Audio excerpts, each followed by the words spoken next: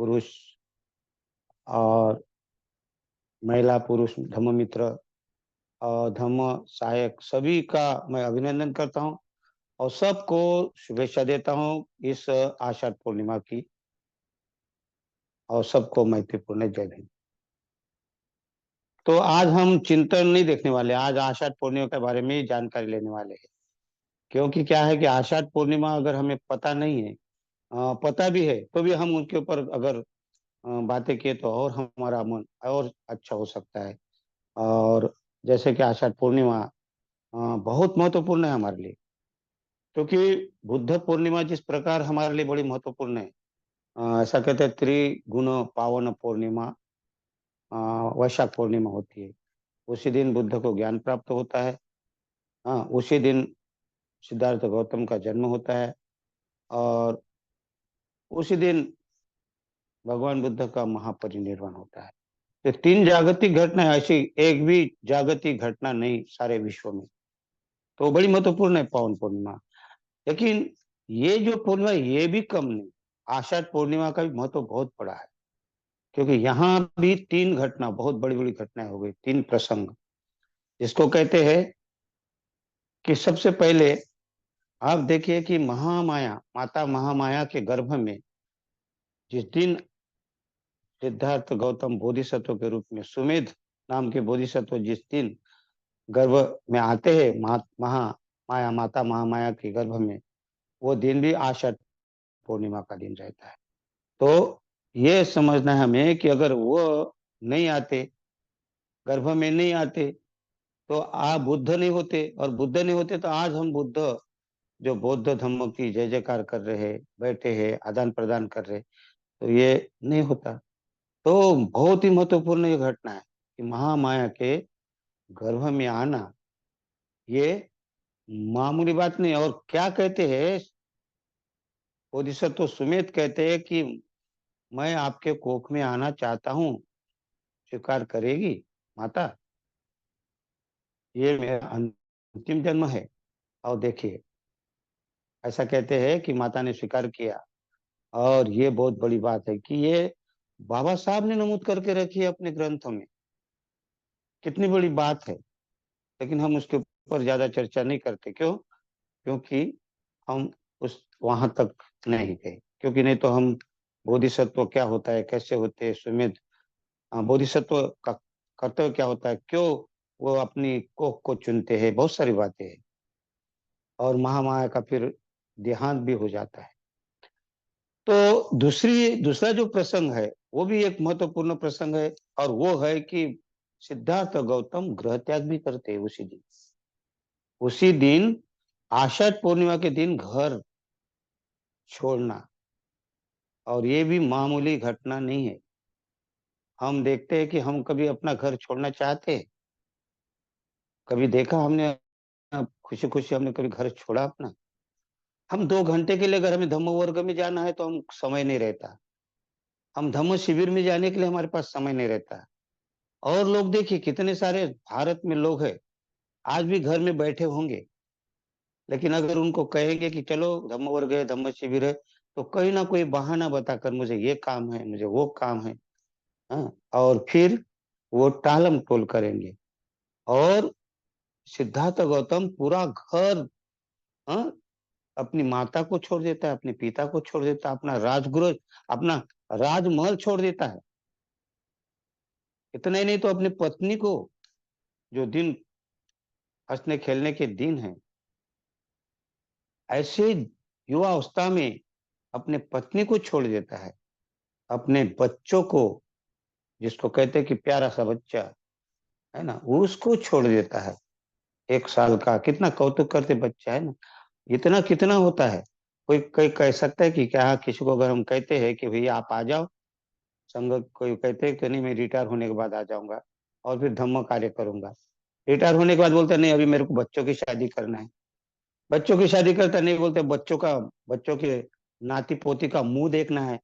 और उनका कैसा नहीं देखेंगे, उसका मुंह देखता है, चल निकलो बोलते है घर से, चलो आओ।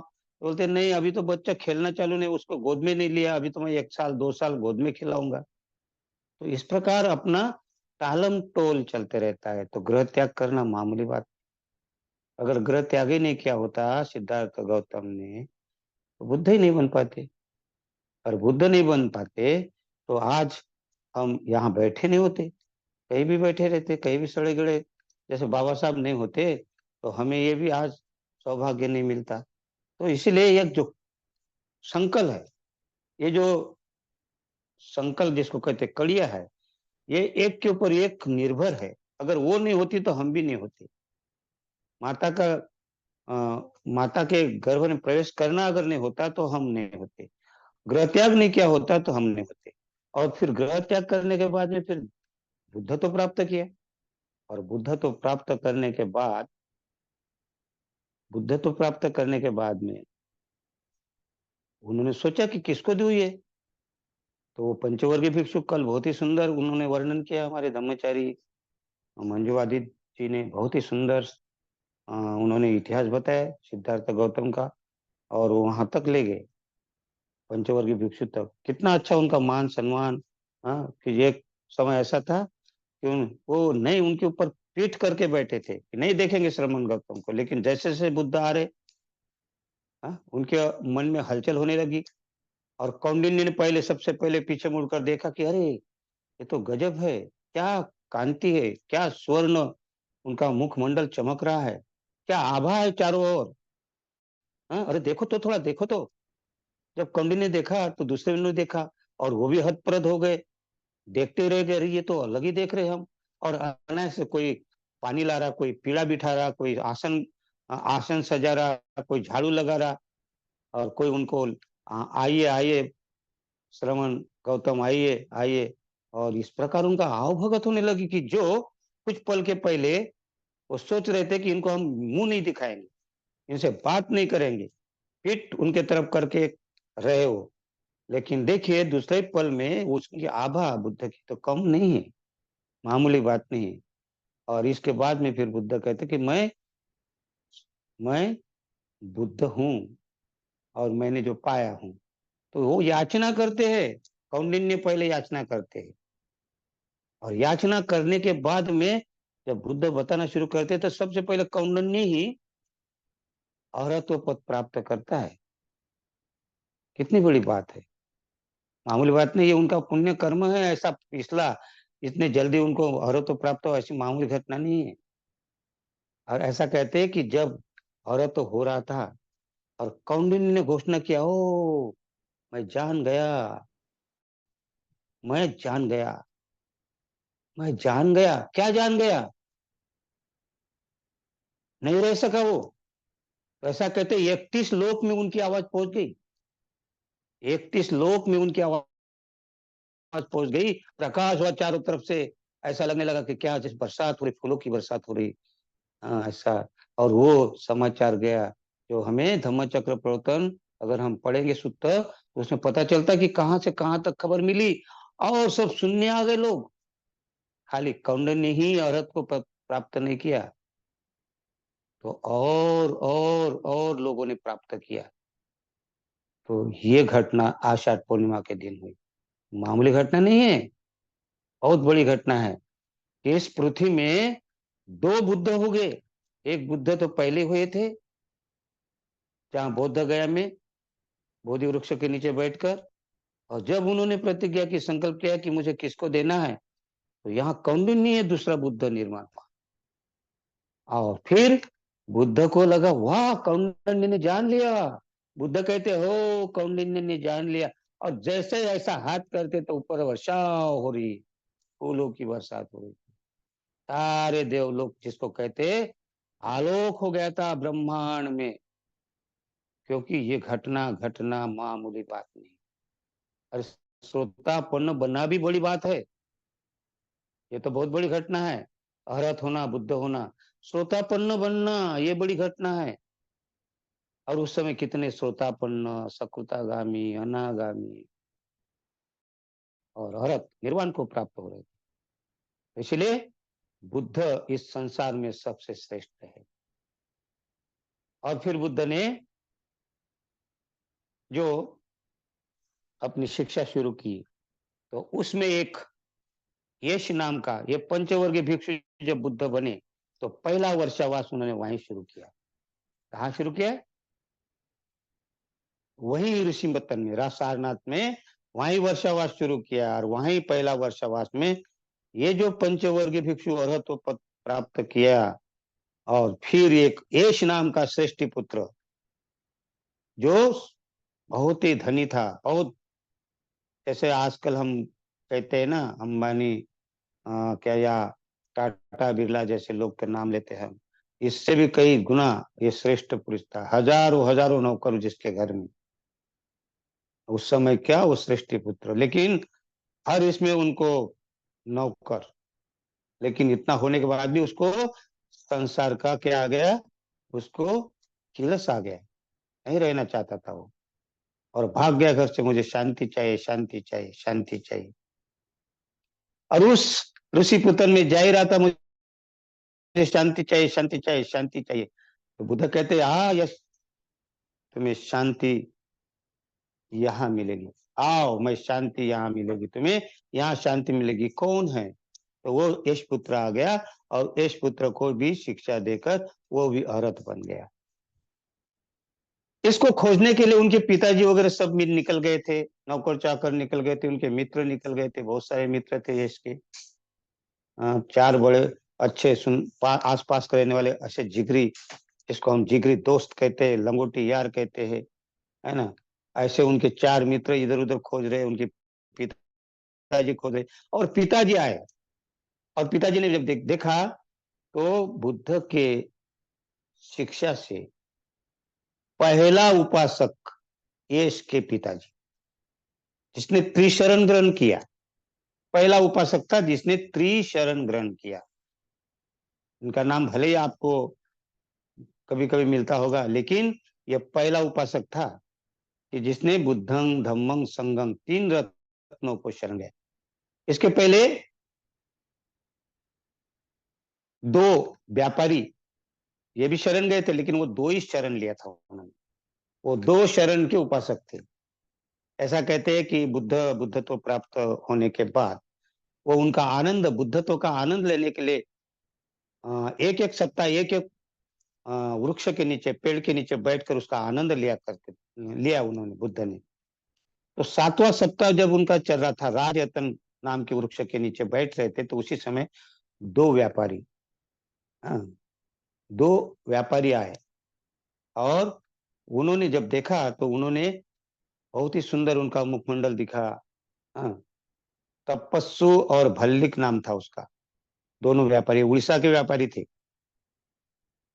तो उन्होंने देखा कि कितना सुंदर सन्यासी है, कितना मुखमंडल तेज है उनमें। तो उनको लगा उनको कुछ दे, तो उनको उस जो उनके पास में खाने की जो चीजें थी, क्या बोलते हैं, जो मध, जिसको हम शहद कहते हैं, शहद के लड्डू बनाए थे, जो हनी हनी के लड्डू बनाए थे, सत्तू जिसको कहते हैं, उसको मिलकर, जो उस समय वही खाना था उन लोग का, कभी बाहर जाते थे तो वो उन्होंने बुद्ध को बुद्ध को दिए, कि भोजन दान दिया पहली बार। और बुद्ध ने उनको उपदेश दिया, और उपदेश में वो पहला शरण ग्रहण किया, लेकिन दो शरण लिए थे उस समय, तीसरा शरण नहीं था उस समय। तो इसीलिए वो दो शरण के उपासक कहा जाता है उनको। नाम था बुद्धं शरणं गच्छामि, धम्मं शरणं गच्छामि।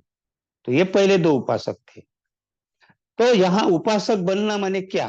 तो यह हमें समझ में आना चाहिए कि उपासक, उपासक अर्थात शीलवान, शील का आचरण करना कोई भी कर सकता है, कोई भी कर सकता है, कोई भी गृहस्थ कर सकता है।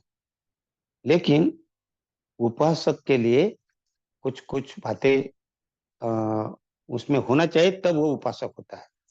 तो ये जो दो शरण ग्रहण किए थे, ऐसा कहते हैं कि तपस्वी और भल्लिक ने उपदेश किया, और भगवान को कहते, भगवान हमें कुछ ना कुछ दीजिए, कुछ ना कुछ हम साथ में ले जाएंगे आपका, कुछ दीजिए। तो बुद्ध के पास तो कुछ भी नहीं था वहां। तो उन्होंने अपने सर के बाल, एक एक बाल निकालकर, इस केस, इसको केस कहते, बाल, केस धातु बोलते हैं, केस लो महादि धातु बंदे कहते हैं ना अपन लोग। तो दोनों को एक एक बाल दिया। तो उन दोनों व्यापारी में जाकर उड़ीसा में उस बाल के ऊपर मंदिर बनाया, विहार बनाया। फिर कालांतर में सम्राट अशोक ने बहुत बड़ा महाविहार बनाया, जिसको आजकल आप लोग जगन्नाथ के नाम से जानते हैं, जगन्नाथ पुरी के नाम से जानते हैं। तो इस प्रकार ये दो उपासक, पहले उपासक थे, लेकिन ये दो शरण वाले थे। और एक उपासक जो था वो तीन शरण लिए था, जो यश थे। उसके बाद में उपासक बढ़ते गए। और उपासक के लिए क्या है, तो आम आदमी कोई भी धर्म का हो, संप्रदाय का हो, तो कोई भी आचरण कर सकता है, पंचशील का पालन कर सकता है। लेकिन उपासक और बौद्ध उपासक में क्या फर्क है, यह हमें मालूम होना चाहिए। क्यों? क्योंकि हम अभी तक जो देखते हैं कि उपासक किसको कहते हैं, क्या कहते हैं, सफेद कपड़े पहन गए और वर्षावास शुरू हो जाता है, वर्षावास में सफेद कपड़े पहने हैं, और फिर वो उपास किए, और 4 महीना 3 महीना और फिर हो गया उपासक। ऐसा नहीं है। बहुत ही अच्छी क्रिया, उस समय प्रति ये जो उपासक बनाने के लिए जो प्रक्रिया थी, बहुत ही महत्वपूर्ण थी। दो प्रकार की प्रक्रिया थी। एक तो जिसको हम स्थैर्यवाद कहते हैं, स्थैर्यवाद को जो हम लोग क्या कहते हैं, स्थैर्यवाद को सूत्रवादी भी कहते हैं, या थेरवादी कहते हैं, थेरवादी या सूत्रवादी। तो इनकी एक परंपरा थी। कौन सी परंपरा थी कि ये पहले अपने, कोई अगर कोई अगर उपासक बनना चाहता तो उनको याचना करनी पड़ती थी। जैसे भिक्षु बनने के लिए याचना करना पड़ता है, भिक्षु बनने के लिए जैसी याचना करनी होती है, उसी प्रकार उपासक बनने के लिए याचना करना पड़ता था।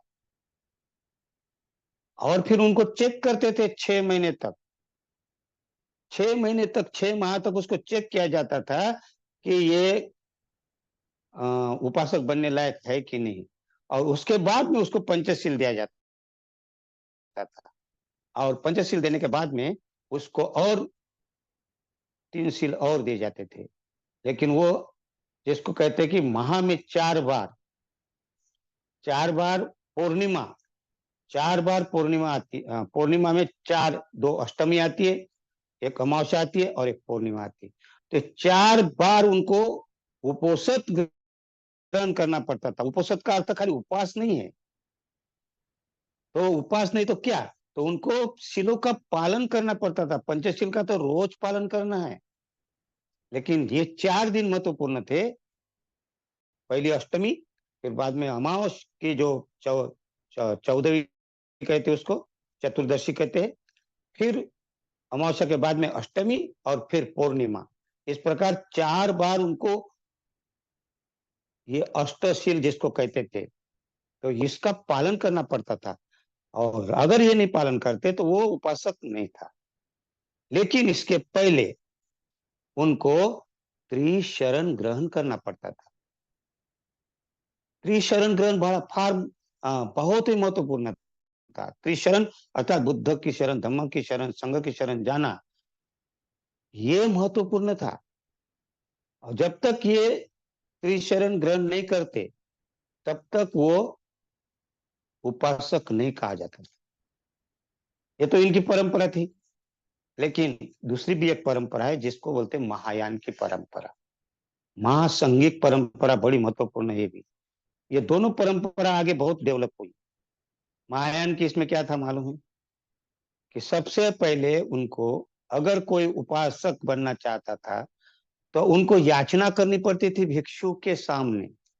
और वो भिक्षु अर्थात कौन, श्रामणेर नहीं, या अभी वो भिक्षु बन गया वो भी नहीं, तो जिसकी उपसंपदा हुई है, उपसंपदा होना, देखिए श्रामणेर होना वो भिक्षु नहीं है। बहुत से लोगों को ऐसा लगता है कपड़े पहने, चिवर पहने हैं, और ये सामने रहे कि भिक्षु है, हम वंदामी भंते कहते हैं। लेकिन हम उनको पूछने का भी हिम्मत नहीं होती, क्योंकि हमें डर लगता है, क्योंकि वो उलटपटांग जवाब दे देंगे तो हम क्या करेंगे फिर।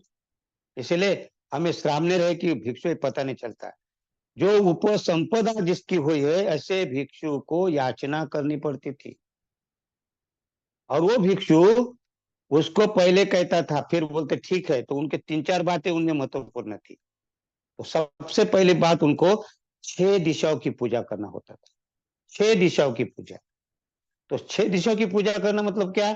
पूजा करना नहीं था वो, यह अनिवार्य था कि आपको पूर्व दिशा में हाथ जोड़कर यह कहना चाहिए कि मैं जब तक जीवित हूं तब तक मैं मेरे माता पिता की सेवा करूंगा। दक्षिण दिशा की तरफ हाथ जोड़कर उनको कहना पड़ता था कि मैं जब तक जीवित हूं तो मैं गुरुजनों की, कल्याण मित्रों की सानिध्य में रहूंगा, संपर्क में रहूंगा और उनके कहे हुए अनुसार आचरण करते रहूंगा। तीसरी जो दिशा है, पश्चिम दिशा, ये पत्नी और पुत्रों की सेवा करना। पत्नी और पुत्रों की सेवा करना, ये इसमें भी मैं कभी कमी नहीं आने दूंगा। तो उनको तीसरी जो दिशा थी वो पश्चिम दिशा, तो वो उनको संकल्प करना होता है। और चौथी दिशा है जिसको हम कहते हैं इष्ट मित्र, परिवार बाहर के जो भी है, तो उनके साथ में अच्छा व्यवहार करूंगा। और पांचवी दिशा थी उनकी नीचे की। नीचे की दिशा अर्थात जो भी नौकर चाकर हो या गरीब हो या कोई भी हो, उनको मैं अवहेलना नहीं करूंगा। वो भी एक मनुष्य है, वो भी जीने का उसको अधिकार है जिस प्रकार मैं जी रहा हूं। तो उसका भी तिरस्कार नहीं करूंगा, उसके साथ भी सम्मान के साथ रहूंगा। ये भी संकल्प करना होता था। और ऊपर की दिशा हाथ जोड़कर कहना पड़ता था उनको कि जो भी हम मेरे ऊपर से जो गुरुजन है, सन्यासी है, साधु है, जो भी है, उनका मैं हमेशा सम्मान करूंगा।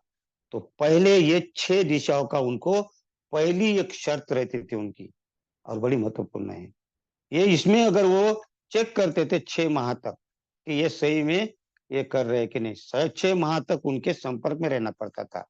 और जब उसमें निपुण हो जाते थे तो उसमें और दूसरी एक शर्त थी कि उन्होंने कोई अपराध तो नहीं किया, कोई कोई अपराध तो नहीं, किसी संप्रदाय में रहकर, किसी पंथ में रहकर, किसी दूसरे धर्म में रहकर, इस धर्म में तो नहीं आ रहा, कोई अपराधी तो नहीं, कोई जंग या जघन अपराध तो नहीं किया।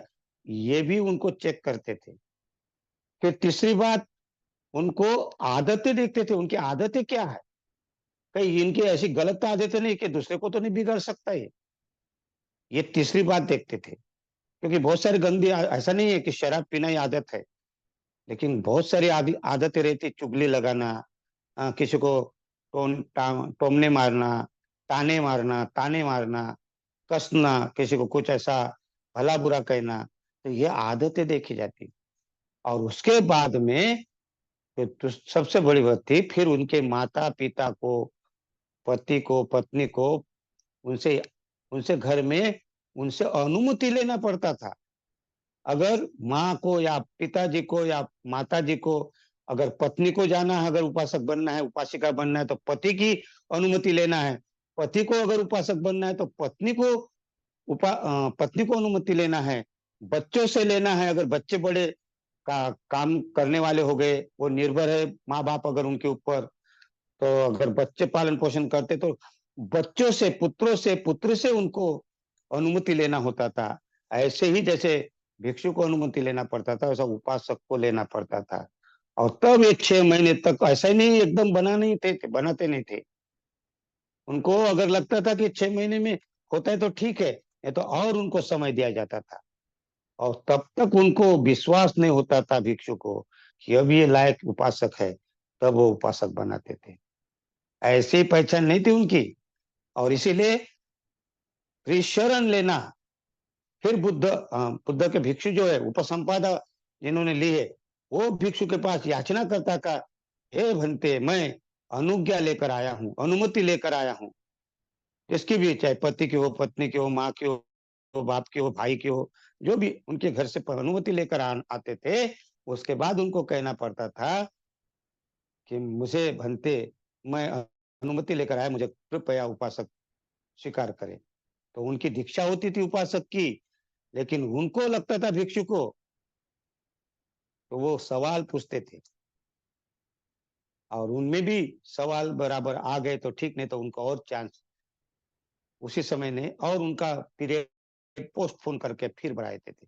इस प्रकार उनकी उपासक की दीक्षा होती थी। आजकल तो ऐसा चल नहीं रहा।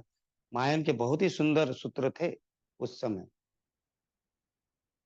पूज्य भंते उर्गेन संघ रक्षिता को अगर मैं देखता हूँ, बहुत ही उनका पुण्यवंदन करता हूँ। सेम वही पोजीशन, सेम वही सिस्टम त्रिरत्न बौद्ध महासंघ में लाई। क्योंकि किसी को अगर उपासक बनाना है तो उनको जैसा चेक किया जाता था, यहाँ भी भंते जी ने ऐसा प्रोसेस बना दिया कि पहले आप आम आदमी की तरह है, सहायक की तरह है। जब आपको आते हैं जाते हैं फॉलोअर होते हैं, फॉलोअर होते होते आपके मन में अगर जिज्ञासा बढ़ती है तो आपको फिर याचना करते आप कि मैं मित्र बनना चाहता हूँ। और जब आप मित्र बनना चाहते हैं तब फिर आपके ऊपर कुछ कमिटमेंट, कुछ कुछ बातें रहती है, शर्त रहती है, वो पूर्ण करनी पड़ती है, तब आपको मित्र बनाया जाता है। ऐसा ही उस समय उपासक, जिसको धम्म मित्र कहते हैं, हाँ, उपासक उनको भी उस समय बनाया जाता था। तो पंचशील का पालन करना अनिवार्य। तो उनमें 5 गुण देखे जाते थे उपासक को, ये बड़े महत्वपूर्ण थे। क्योंकि ये जो 5 गुण उसमें अगर है तो सही उपासक कहा जाता था, उसको रत्न उपासक कहते थे उसको।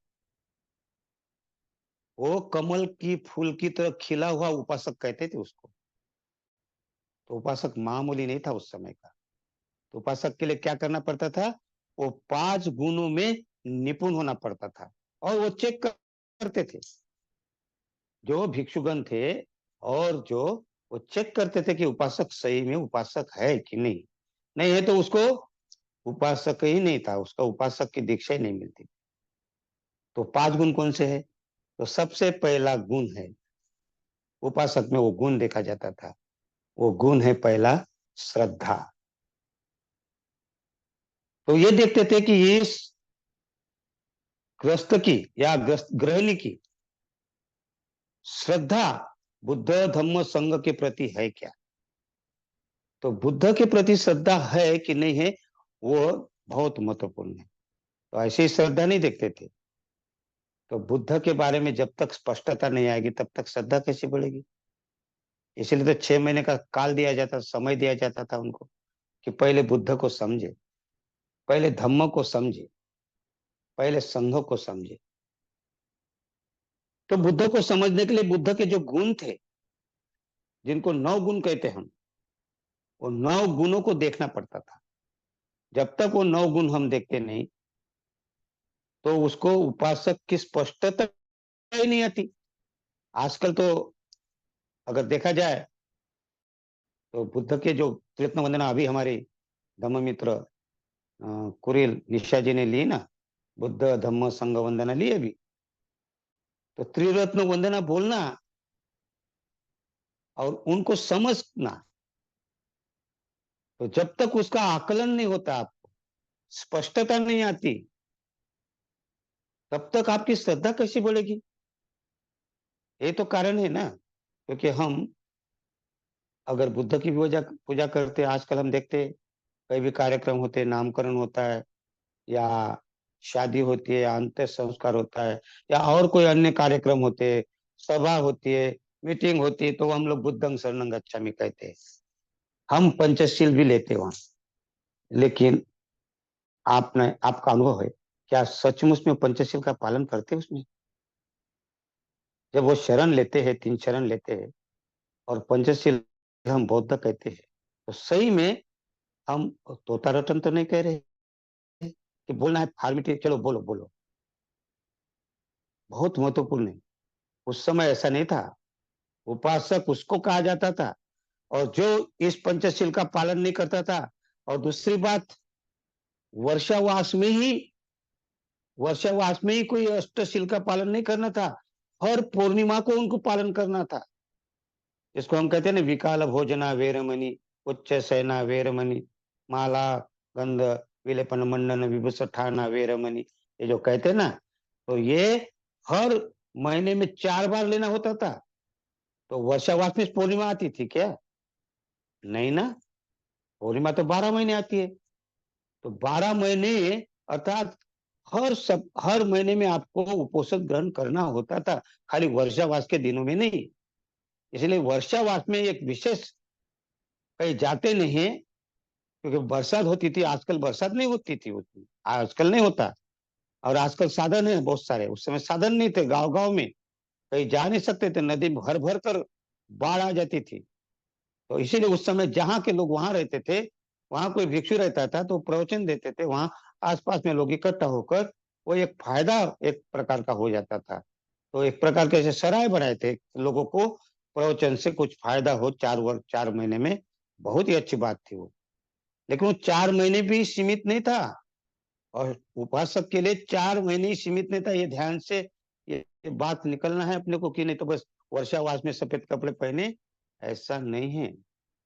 सफेद कपड़ा पहनना है, जरूर पहनना है। सफेद कपड़ा इसलिए है कि जिस प्रकार ये सफेद कपड़ा साफ है, सुथरा है, ऐसा मैं भी अंदर से भी साफ सुथरा रहूं, आचरणशील रहूं, पंचशील का पालन करूं। और विशेष विशेष दिनों में, अष्ट दिनों में जो चार चार जो दिन आते हैं, उसको उपोषित उपोषित दिन कहते हैं उसको। उसमें विशेष विशेष, ताकि मेरा सारा समय ध्यान में लगे, आचरण में लगे। तो इस प्रकार का वो दिन थे। तो उपासक तब बनते थे वो। आजकल उपासक नहीं, आज वर्षावश आता है, लोग सफेद कपड़े पहनते हैं और हो जाता है उपास करते हैं, हमने उपास किया, तो उपासक नहीं है। आप खुद चेक करना है अपने को कि क्या सही में मैं, या आम आदमी की तरह एक आदमी हूँ। क्योंकि अगर मैं आचरण नहीं करता तो मैं उपासक का अधिकार नहीं है, ये ध्यान में रखना। और इसलिए भंते जी ने हमें हमें उपासक बनना चाहिए, इसलिए धम्म मित्र बनाया, ताकि हम अपने किसमें रहे, अपने जो आचरणशील बनने के लिए जो क्राइटेरिया दिए उसके अंदर ही रहे हम। इसलिए धम्म मित्र, उसके ऊपर एक बंधन है कि वो उसका आचरण करता है, और उसको सील दिया जाता है, पंचशील, अष्ट 10 सील नहीं दिया जाता। 10 सील तो उनको धर्मचारी के लिए होता है, लेकिन पंचशील ये उपासक के लिए। और उसको त्रिशरण ग्रहण करना जरूरी है। जिसने त्रिशरण ग्रहण नहीं किया वो उपासक नहीं है। तो इसीलिए त्रिरत्न वंदना में जो बुद्ध वंदना है, धम्म वंदना है, संघ वंदना है, इनके गुणों को स्पष्टता रहनी चाहिए। इतिपिसो भगवा अरहं सम्मा सम बुद्धो, क्या कहते, भगवा माने क्या है, स्पष्टता होनी चाहिए। अरहत माने इसकी स्पष्टता होनी चाहिए। सम्यक संबुद्ध, इसकी स्पष्टता होनी चाहिए। विद्या और आचरण क्या, इसकी स्पष्टता रहना चाहिए। उसके बाद सुगति किसको कहते हैं, इसकी स्पष्टता रहना चाहिए। उसके बाद लोक विदु किसको कहते हैं, इसकी स्पष्टता होनी चाहिए। उसके बाद पुरुष धम्म सारथी, ये क्या है, इसकी स्पष्टता रहना चाहिए। उसके बाद देव मनुष्य के शास्त्र, इसकी स्पष्टता रहनी चाहिए। ये जब तक 9 गुण उनको हमें हासिल नहीं करते, उसको आत्मसात नहीं करते, क्योंकि ये 9 गुण क्या है, जिस प्रकार ये बुद्ध ने 9 गुण हासिल किए, बुद्धमान हुए, मैं भी इस गुणों को हासिल करने के लिए प्रयासरत रहूंगा, ये उपासक कहता है। फिर धम्म के 6 गुण हैं। स्वाखातो है भग, उसके बाद में संदिटी को है, उसके बाद अकाली को है, उसके बाद यही पश्य को है, उसके बाद उपनायी को है, उसके बाद पच्चतंग वेदी तब वो विभूति, ये है। ये 6 गुण जो है, इसको समझना है। इसको समझकर उसको स्पष्टता जब आएगी तो उसको भी मैं धम्म, जिस प्रकार इन धम्म का आचरण करने वाले लोग दिखाई देते, इस प्रकार मैं भी इस धम्म का आचरण करूंगा, ये उपासक को कहना पड़ता है। स्पष्टता, तब उनकी श्रद्धा बढ़ती है धम्म के प्रति। फिर संघ के 9 गुण देखते हैं। फिर उसमें संघ के गुण, सुपटिपन्नो है, उजपटिपन्नो है, न्यायपटिपन्नो है, सामीचिपटिपन्नो है। सामीचिपटिपन्नो का अर्थ है एकाग्रता निर्माण करना, अर्थात ध्यान साधना करना, चित्त को एकाग्र करना, उसको कहता है सामीची। इसका चित्त एकाग्र हुआ, उसको कहते हैं सामीचिपटिपन्नो। इसके बाद आदर करने लायक है, उसका सत्कार करने लायक है, वो दान देने लायक है, वो अंजलि हाथ जोड़कर उनको वंदन करने लायक है, अनुत्तर है, और वह पुण्य क्षेत्र निर्माण किया उन्होंने। इस प्रकार के उनके भी 9 गुण संघ के देखकर उस तब हमारे मन में स्पष्टता आती है। और जब ये स्पष्टता आती तब हमारी बुद्ध धम्म संघ के प्रति श्रद्धा निर्माण होती है। ऐसा ही कहते ना। तो ये पहला जो गुण है, ये ये उपासक में जब देखता है भिक्षु कोई, तब उनको दीक्षित करने के लिए, हाँ इसके ये एक गुण है, ऐसा सोचता है। फिर दूसरे गुण की तरफ जाता है। इसलिए तो कहा है, श्रद्धा है तरती वो घंग, कथन सुतरति ओघम किंसु द, क्या कहते, कथन सुतरति ओघम, अर्थात ये जो ओघ माने बाढ़, नदी में आई हुई बाढ़, और बहुत बड़ी बाढ़ आ रही, उसको पार करना पड़ेगा। तो कैसा करे, किससे पार करेंगे? संसार में बहुत बड़ी बाढ़ है, ये संसार रूपी बहुत बड़ी बाढ़ है, इसको पार करने के लिए क्या करना है? तो बुद्ध कहते श्रद्धा है तरती ओघम, श्रद्धा से तुम इस बाढ़ को पार कर सकते हो। बुद्ध धम्म संघ के प्रति आपकी अकाट श्रद्धा होनी चाहिए। फिर श्रद्धा यही नहीं रुकती, फिर उपासक को यही नहीं है, उपासक ऐसा ही नहीं है, फिर आगे कहते हैं बुद्ध कि जिसको प्रतीत्य समुत्पाद क्या है ये समझना है, कार्य कारण भाव जिसको हम कहते, इसके प्रति उनकी श्रद्धा निर्माण होनी चाहिए। अगर इसके प्रति उनकी श्रद्धा निर्माण नहीं हुई तो कोई ईश्वर के पीछे पड़ेगा, किसी भी देवी देवता के पीछे पड़ेगा, किसी भी आबा बाबा के चक्कर में पड़ेगा, अर्थात वह सही श्रद्धालु नहीं, वो अंध श्रद्धालु हो जाएगा। और इसीलिए अंधश्रद्धा यहाँ बुद्ध के धम्म में उसको कोई थारा नहीं, कोई उसके लिए कोई क्यों नहीं है। और इसीलिए कार्य कारण भाव को समझना, और वो समझने के लिए फिर उसको जो उपासक बनना चाहता था, भिक्षुओं के संपर्क में आना पड़ता था, भिक्षु के साथ में उनका प्रवचन सुनना पड़ता था, भिक्षु उनको एक एक बात समझा कर देते थे, और तब उनको प्रतीत्य समुत्पाद कार्य कारण भाव समझ में आ जाता था, और फिर इसमें वो श्रद्धा उनकी बढ़ जाती थी बुद्ध के प्रति, धम्म के प्रति। और फिर उसके बाद में उसको, बहुत सारे लोगों को आज भी अटकले है कि पुनर्जन्म है कि नहीं है, पुनर् क्या होता है क्या नहीं, इसके बारे में शंका कुशंका में। तो जब शंका कुशंका रहेगी आपको, अरे इसमें भी ऐसा है क्या, वैसा है क्या, वैसा है क्या, अगर शंका में रहे तो फिर आप बुद्ध का स्पष्टता नहीं आई। तो इसकी भी स्पष्टता करके बहुत जरूरी था। अगर इसमें स्पष्टता नहीं तो आप उपासक नहीं बन सकते थे। बहुत बड़े ऐसे 7 पॉइंट थे कि जिनको ये 7 पॉइंट में जब तक स्पष्टता नहीं आती, हाँ, अनात्म, उसके बाद में अनात्म, क्योंकि कोई भी संसार आत्मवादी नहीं है, किसी में भी आत्मा नहीं, इसकी भी स्पष्टता होनी चाहिए थी, तब उनकी श्रद्धा बढ़ जाती थी। तो ऐसी श्रद्धा नहीं थी, तो इसलिए श्रद्धावान बनने के लिए उनको 3 प्रकार की श्रद्धा निर्माण करनी पड़ती थी। पहली श्रद्धा जो रहती है, पहली श्रद्धा तो बौद्धिक श्रद्धा रहती है, तो बौद्धिक श्रद्धा नहीं काम करती यहाँ। दूसरी है भावनिक श्रद्धा, भावना में बहकर हम फिर घर गए, भूल गए। भावनिक जैसे कि शिविर में जाते बहुत भावनिक हो जाता है, अरे अरे बहुत अच्छा है, बहुत अच्छा है, और घर में आ गए शिविर से, फिर भूल जाता है, फिर संसार में लग जाता है। भावनिक श्रद्धा में बहना भी वो परिपूर्ण नहीं। बौद्धिक श्रद्धा में क्या होता है, हम बाबा साहब के प्रति बहुत श्रद्धावान होते, और बाबा साहब का अगर हाथ तो किसी ने तोड़ दिया तो हमारी श्रद्धा दौड़ पड़ती है, चलो किसने तोड़ा हाथ, मारपीट करो, चलो हड़ताल करो, चलो जुलूस निकालो। ये बौद्धिक श्रद्धा है। और तीसरी जो श्रद्धा है वो है अभिलाषा श्रद्धा, ये है उत्कट बुद्धत्व की तरफ जाने वाली श्रद्धा। ये श्रद्धा आपके इस पर निर्माण कब होती है? ये बुद्ध धम्म संघ समझने के बाद, ये प्रतीत्य समुत्पाद समझने के बाद, ये अनात्मवाद समझने के बाद, ये पुनर्जन्म पुनर्भव ये समझने के बाद। और एक बात बताए महत्वपूर्ण, यहाँ भिक्षु कहते हैं कि आपको पंचस्कंद का ज्ञान होना चाहिए, पंचस्कंद का ज्ञान होना चाहिए उपासक को।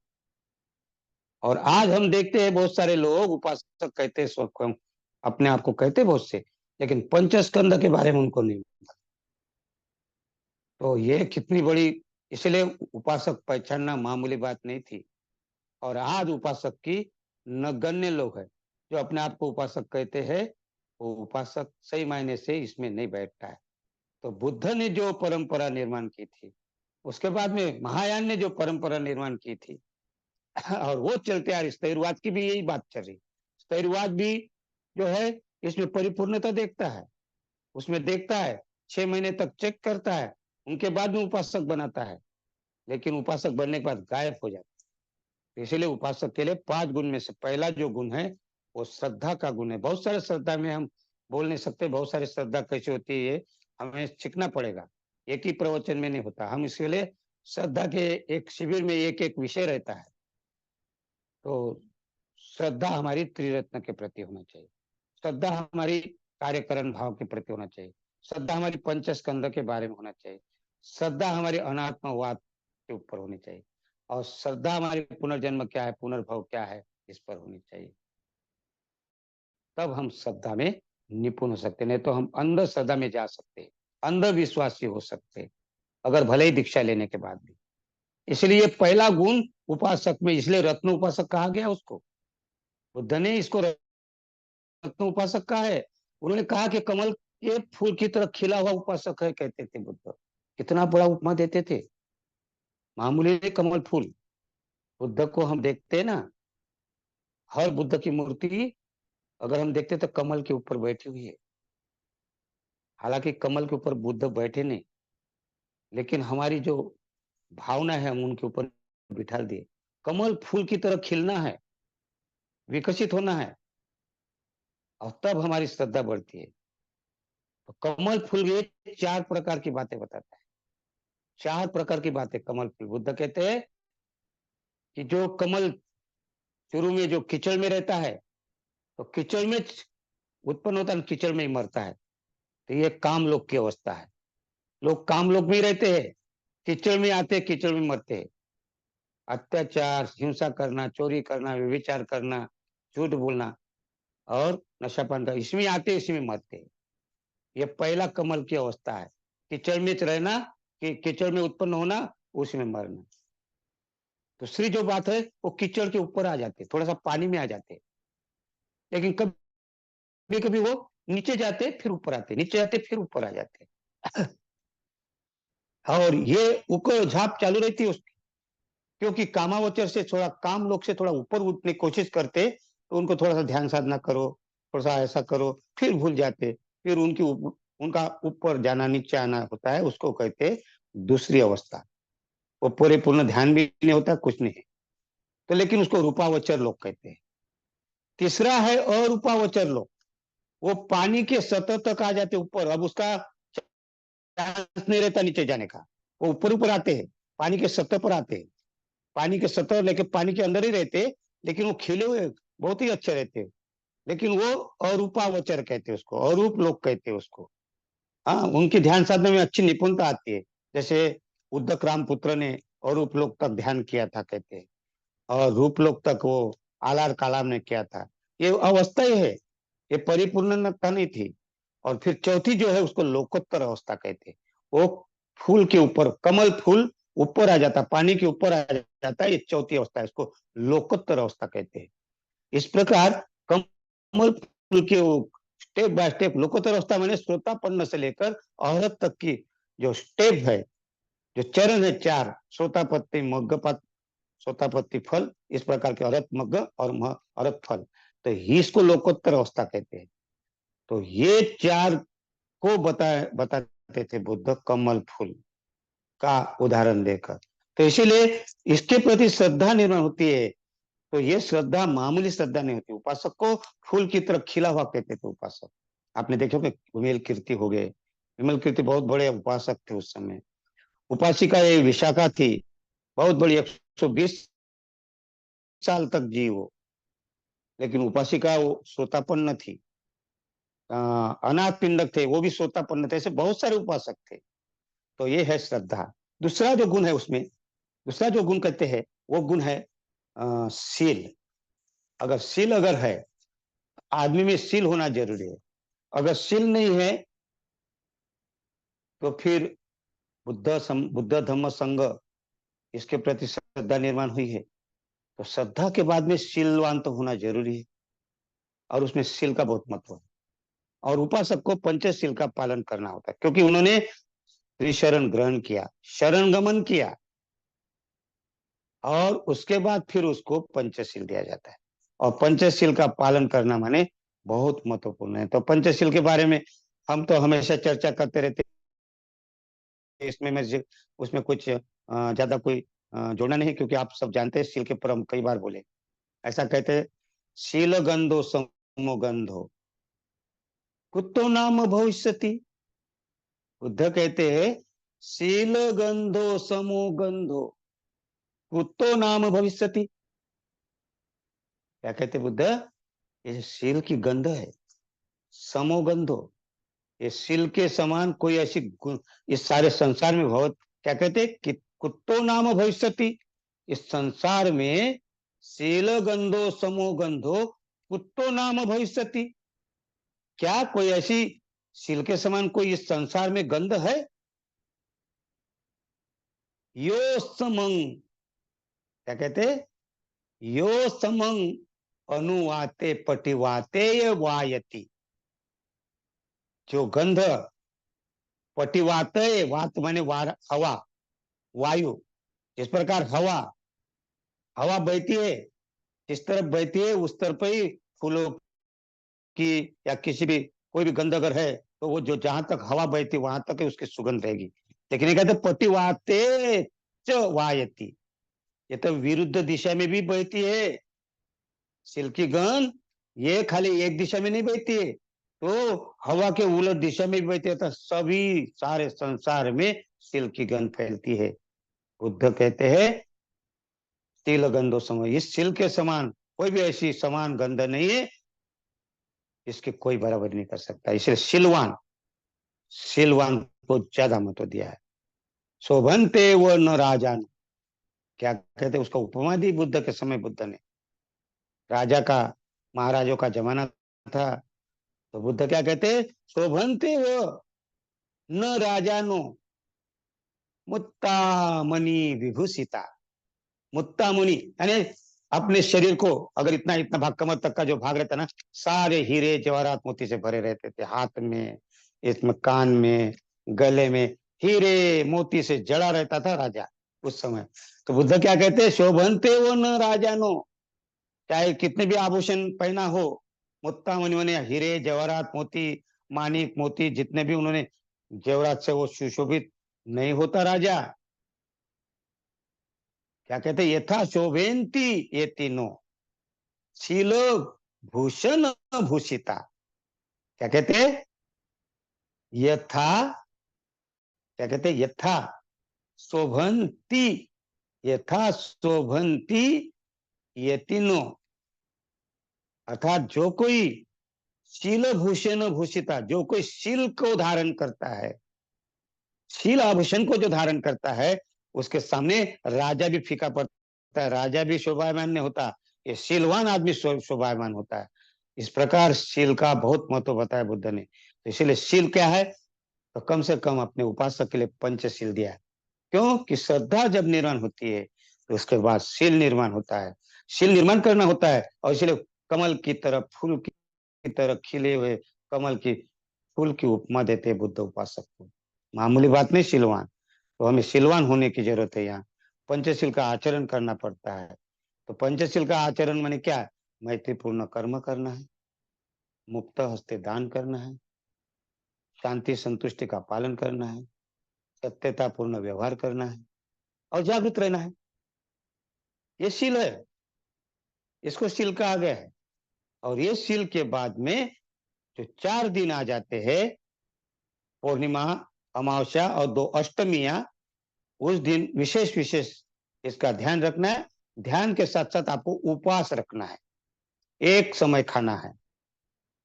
अर्थात ये उपवास इसलिए एक समय खाना है कि आप अगर भरपेट अगर दोनों टाइम खाओगे तो आपका ध्यान नहीं कर पाओगे, आपको नींद आ जाएगी, आपका आचरण में व्यथ व्या व्याचरण में बाधा निर्माण हो जाएगी।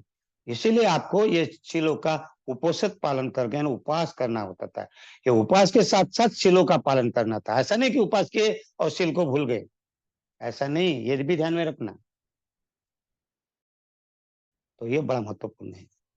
और तीसरा जो गुण है, बहुत महत्वपूर्ण गुण है, उसको आ, कहते हैं श्रवण, धम्म श्रवण करना। धम्म श्रवण करना, अगर आप श्रद्धा बढ़ गई आपकी बुद्ध धम्म संघ के प्रति और आप शील का पालन करना शुरू कर दिए, तो आपको धम्म श्रवण भी करना है। तो हमने धम्म श्रवण करना है, तो हम धम्म श्रवण करते हैं क्या? हमें देखना पड़ेगा। हम धम्म श्रवण करते हैं, तो अगर हम धम्म श्रवण नहीं करते तो हम कभी भी पीछे आ सकते हैं, अंधविश्वास में जा सकते हैं। क्यों?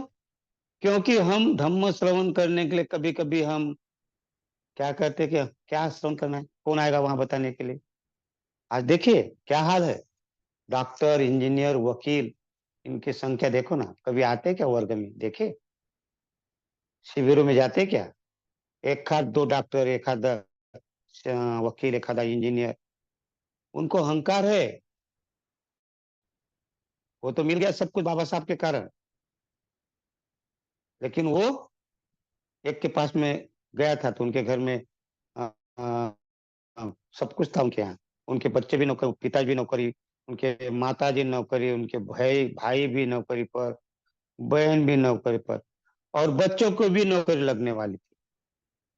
तो उनके घर में गया था तो बोले, सभी लोग आपके घर में नौकरी लगी, बहुत अच्छी मेहरबानी आपकी, किसके ऊपर किसकी मेहरबानी से लगे हुआ? बहुत अच्छा लगा। बोले साईं बाबा की कृपा है, साईं बाबा के कारण लगे। साईं बाबा के कारण लगे? बोले हाँ, साईं बाबा की पूजा करता हूँ मैं। हमारे घर में मेरे को नौकर लगी, बीबी को नौकर लगी, भाई को नौकर लगी, बहन को नौकर, हम लोग सब नौकर लगे, और बच्चों को भी लगने वाली है। साईं बाबा ने नौकरी दी। हाँ। तो उनको पूछा, आप पढ़ाई करे नहीं क्या? हाँ, पढ़ाई तो किए थे ना। पढ़ाई में क्या क्या लेके गए थे इंटरव्यू में जब नौकर लगी थी? तो बोले सर्टिफिकेट ले गया था। तो ये बोल कर गया था, साईं बाबा की कृपा है मेरे ऊपर, सर्टिफिकेट ले गया था। कौन सा सर्टिफिकेट ले गए थे? बोले जो जो पा मैट्रिक का सर्टिफिकेट, बीए का सर्टिफिकेट, ग्रेजुएट का, और और ये ले गया था। मैं बोला और क्या ले गए थे? तो बोलते जाति का सर्टिफिकेट ले ले गया था। ये जाति का सर्टिफिकेट क्या होता है? नहीं, हम ये जाति महार जाति में है ना, तो उसका सर्टिफिकेट बगैर नौकरी नहीं लगती। अरे, जाति के सर्टिफिकेट बगैर नौकरी नहीं लगी तो आप साईं बाबा के, आप तो बोले साईं बाबा ने नौकरी लगी। अगर मान लो वो जाति का सर्टिफिकेट बाबा साहब के कारण ये जो मिला है, जिनके कारण सब सहूलतें मिली है, संविधान जो है जो कहता है, इसके कारण आपको नौकरी लगी, संविधान की पूजा करना चाहिए आपको।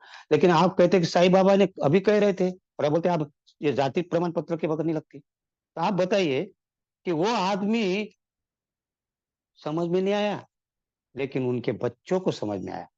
बच्चे दौड़ कर आ गए और कह रहे बाबा, पिताजी को कहते बाबा, पापा, ये सही कह रहे हैं, ये नौकरी साईं बाबा के कारण नहीं मिली, आपको सर्टिफिकेट के कारण मिली है, बाबा साहब के कारण मिली है। आप अभी भी अंधे हो। लड़का बताने लगा। लेकिन उनके ऊपर संस्कार क्या होते हैं बताइए? कभी भी हम अगर धम्म श्रवण नहीं करेंगे तो हम कभी भी अंधविश्वास में जा सकते हैं, कर्म कांड में जा सकते हैं।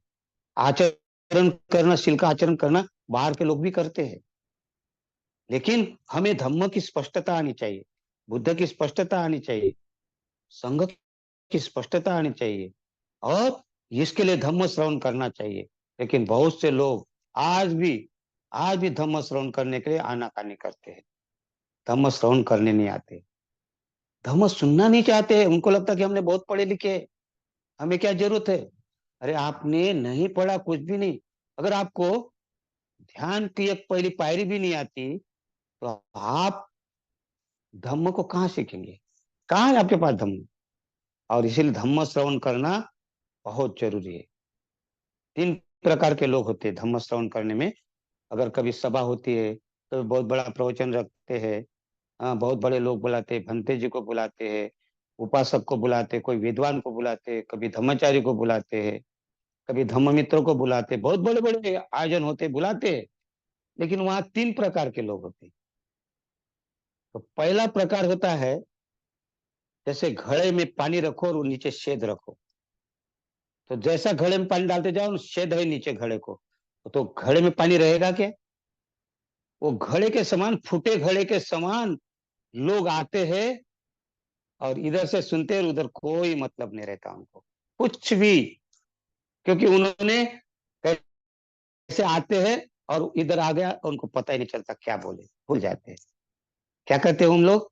आते हैं, अरे अरे मेरे घर में ऐसा काम था, इधर प्रवचन चालू है, या सभा में चालू है, भाषण चालू है, प्रवचन चालू है, बुद्ध के विचार चालू है, धम्म बताने चालू है, और इधर एक घर की कहानी बताते, चार पांच लोग पास पे रहते, उनको भी समझ में नहीं आता, क्योंकि इधर बड़बड़ चालू रहती है। अरे मैं घर में एक काम था, थोड़ा लेट आ गया, ऐसा हो गया, वैसा हो गया। उनका कोई ध्यान नहीं रहता। लीकेज एनर्जी कहते हैं इसको। क्या कहते हैं? Leakage energy. दूसरे लोग है, और आधा मड़का भरा हुआ पानी का, आधा घड़ा पानी छलकत जाए, कहते ना। तो कुछ लोग आते, और वो क्या सुना, सुनते तो है, लेकिन घर आने तक वो भूल जाते क्या बोला क्या नहीं। वो आधे घड़े के समान होते, छलकत जाती ना उसमें। हाँ, तो उसके समान होते, वो छलकते रहते हमेशा, कोई पता नहीं चलता उनको क्या बोला, घर आते तक भूल गए, भुलक्कड़ हो जाते उनमें। तीसरे जो घड़े होते हैं, वो पूरा भरा हुआ पानी से रहता है, साबुत होता है, फुटा हुआ नहीं होता, आधा भरा नहीं होता है, वो पूरा भरा होता है। वो सही मायने से सुनता है, और जब वो सुनता है तो वो चिंतन करता है उसके ऊपर। और वो चिंतन करने वाला उपासक, वो श्रवण करने वाला उपासक है। ऐसे हमें श्रवण करने वाले उपासक चाहिए, श्रवण करने के बाद चिंतन करने वाले उपासक होना चाहिए। अगर श्रवण करने वाले उपासक अगर नहीं मिलेंगे, तो हम उपासक नहीं है। तो इसलिए धम्म श्रवण करने के लिए बहुत ही है। बाबा साहब ने 22 प्रतिज्ञा दी, तो हमने उसमें पूरा, बाबा साहब ने धम्म दिया है उसमें। अंधविश्वास से दूर करने वाली 8 प्रतिज्ञा है। बुद्ध धम्म के आचरण करने के बाद उसके बाद 9वीं से लेकर 17 तक की प्रतिज्ञा है। और सद्धम्म क्या है? सद्धम्म अर्थात प्रज्ञावान कैसा बनना है, स्मृति स्मृति सांप्रजन्य कैसा बनना चाहिए, उसके बाद 18, 19, 20, 21, 22 प्रतिज्ञा है। तो ये जो हमें अधर्म सिखाता है, धम्म सिखाता है, और सद्धम्म सिखाता है, तीनों बातें उसमें सिखाता है 22 प्रतिज्ञा में। लेकिन हम सुना है क्या 22 प्रतिज्ञा में? कभी ध्यान देते हैं? मैं स्वयं, जब मैं छोटा था, चौथी पास था, चौथी चौथी क्लास से मैं बुद्ध और उनका धम्म पढ़ता था, लेकिन मुझे भी समझ में नहीं आता था क्या है उसमें। मैं जब तक त्रिरत्न बौद्ध महासंघ में नहीं आया, मुझे प्रतिज्ञा ही नहीं मालूम थी। जिस दिन मैं त्रिरत्न बौद्ध महासंघ में पदार्पण हुआ, उसके बाद मुझे पता चला कि 22 प्रतिज्ञा ये है। ऐसे ऐसा सुना होगा कैसा, लेकिन उस पर ध्यान नहीं दिया। मेरी दशा थी वो कि मैंने ध्यान नहीं दिया। सुना भी होगा कहीं तो भी मैं उसको लाइक नहीं करता था या देखता नहीं था, और उसके ऊपर नजर ही नहीं रहती। ऐसा ही हाल मेरे समय में बहुत लोगों का होगा। क्यों? क्योंकि 22 प्रतिज्ञा पर ध्यान ही नहीं देते। कुछ कुछ लोग तो काल बाह्य हो गई कहते हैं, जरूरत नहीं कहते, और आज जरूरत है, कल भी जरूरत रहेगी उसकी। श्रवण करना पड़ेगा। श्रवण करना मतलब खाली सुनना नहीं है, पठन करना पड़ेगा, किताबें पढ़ना पड़ेगा, धर्म की किताबें पढ़ना पड़ेगा, सुनना पड़ेगा, श्रवण करना पड़ेगा, पढ़ना पड़ेगा, तब उसके ऊपर चिंतन करना पड़ेगा।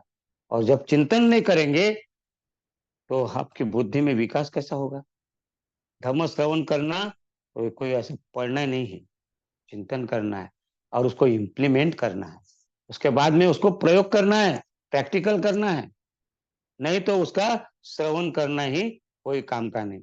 बहुत बड़ी बड़ी बातें, अभी धम्म पिटक, अपना जो बुद्ध धम्म है, सूत्र पिटक हम पढ़ते हैं, उसमें ब्रह्मजाल सूत्र पहला ही दिया है। पहला ही दीघ निकाय में ब्रह्मजाल सूत्र, उसको पढ़िए और देखिए।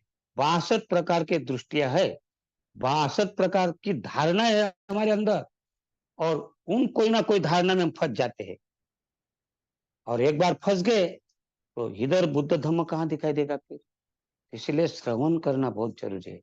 श्रवण कर कर चिंतन करना बहुत जरूरी है, और चिंतन करके उसको प्रयोग करना, प्रैक्टिकल करना बहुत जरूरी है।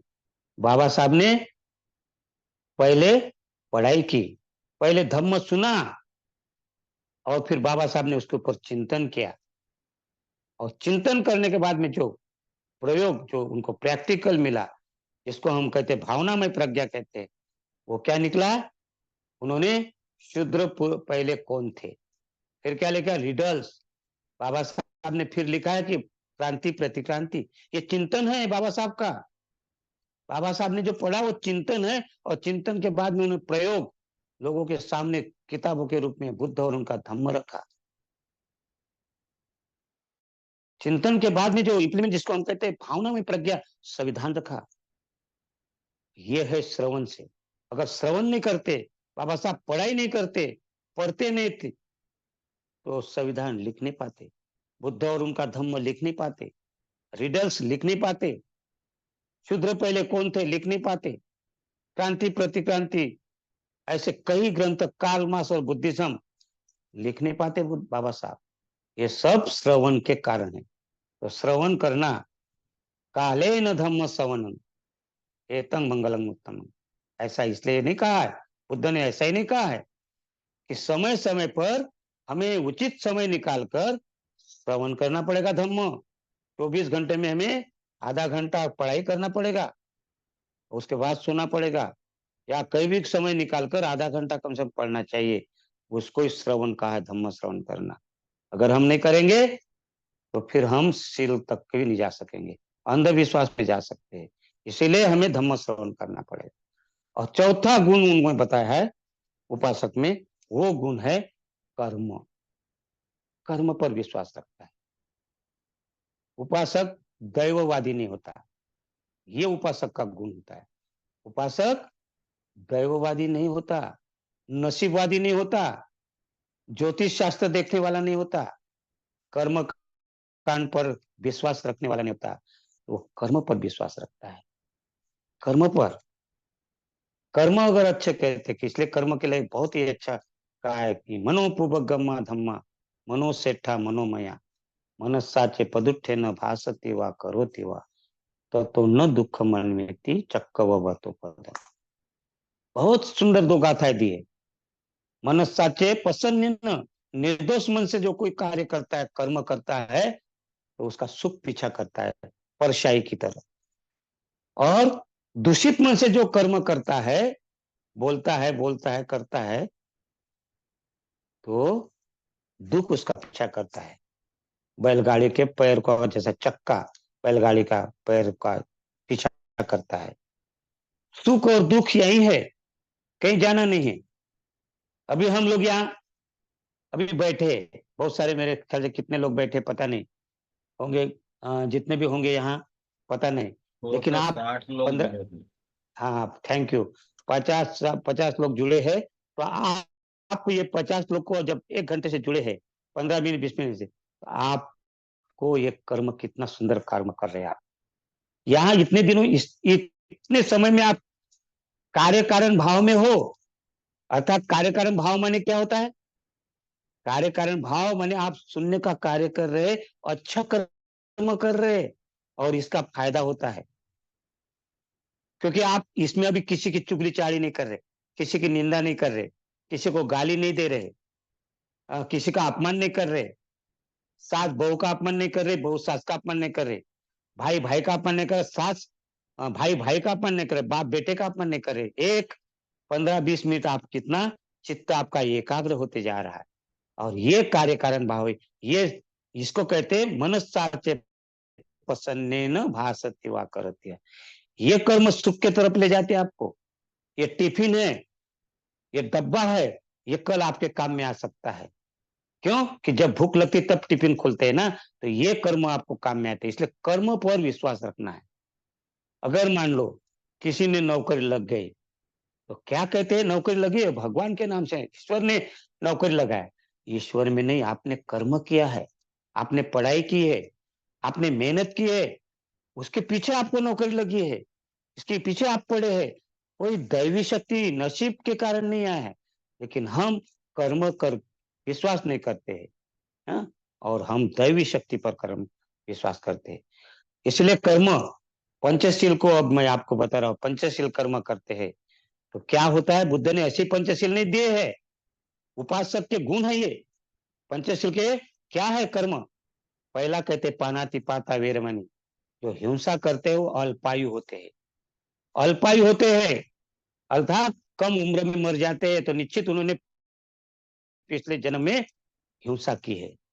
जो को चोरी करते हैं वो दरिद्रता गरीबी में एहसास कराते हैं, क्योंकि उन्होंने बहुत चोरियां की है, पुण्य कर्म नहीं था उनका। इसलिए इस जन्म में हमें अच्छा समय मिला है। जो व्यभिचार करते हैं वो नपुंसक हो जाते हैं, जिसको हम नपुंसक कहते हैं। और जो झूठ बोलते हैं उनके मुंह का बास आता है, गंदगी आती है, उनको कोई पसंद नहीं करते हैं। इस प्रकार के ये शील है।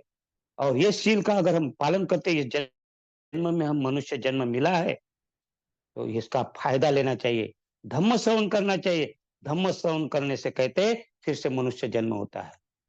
बहुत ही सुंदर वचन दिया है कि अगर हम अच्छा श्रवण करते रहेंगे तो हमारा आचरण, हम पानातिपाता वेरवनी नहीं करेंगे, हमारा अच्छा मनुष्य जन्म हो सकता है। हम अच्छे घर में जन्म ले सकते हैं, अच्छे क्या कहते हैं कि दीर्घायु हो सकते हैं, उम्र बढ़ सकती है।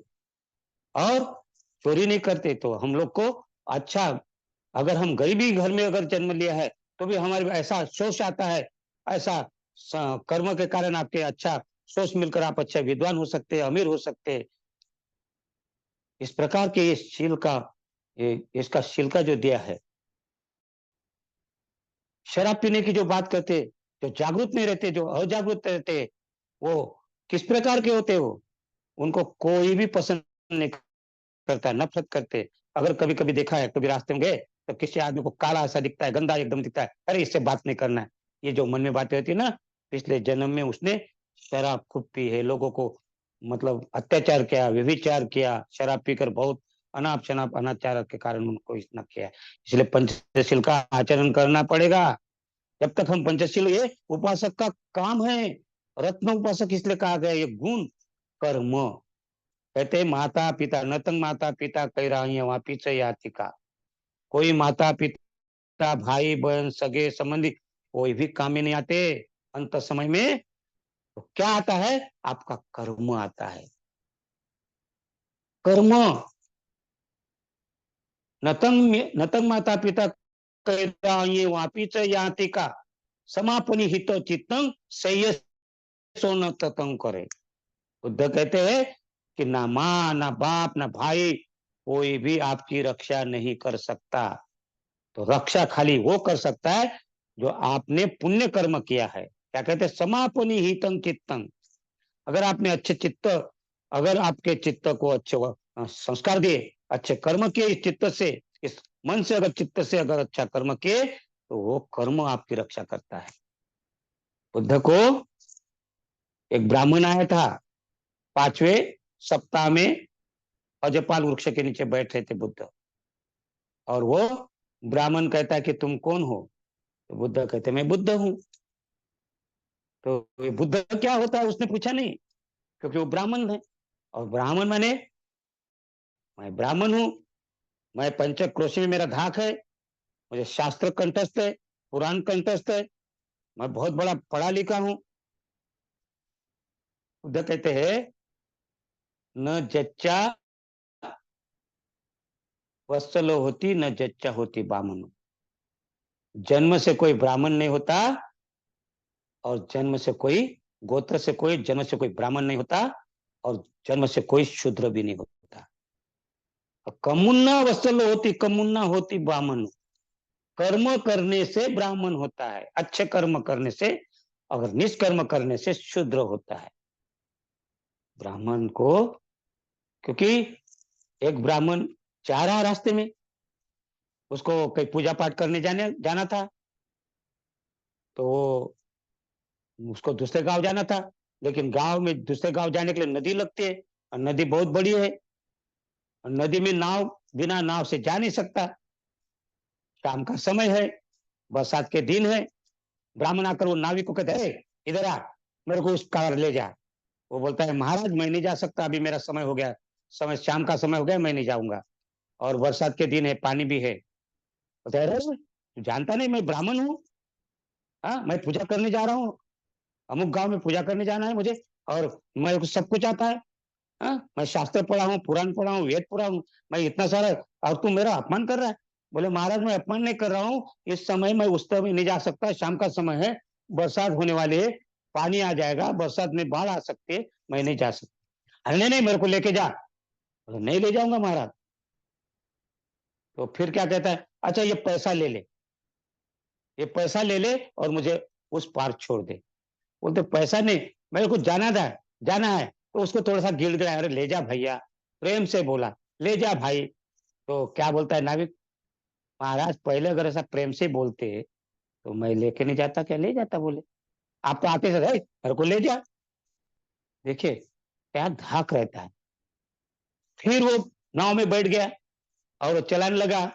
जाते जाते वो बताने लगा, मेरे को इतना आता है, मैं शास्त्र, तू मेरे को समझता नहीं है, मैं कितना शास्त्र जानता हूँ, लोग मेरे को बाहर बाहर के जानते हैं, तुम्हारा पिताजी भी जानता है, तेरे पिताजी को पूछना, महाराज के नाम से जानते हो, अमुक अमुक महाराज के नाम से, और तू मेरा अपमान कर रहा, तू नहीं लेके जा रहा था, पैसा ले रहा मेरे से।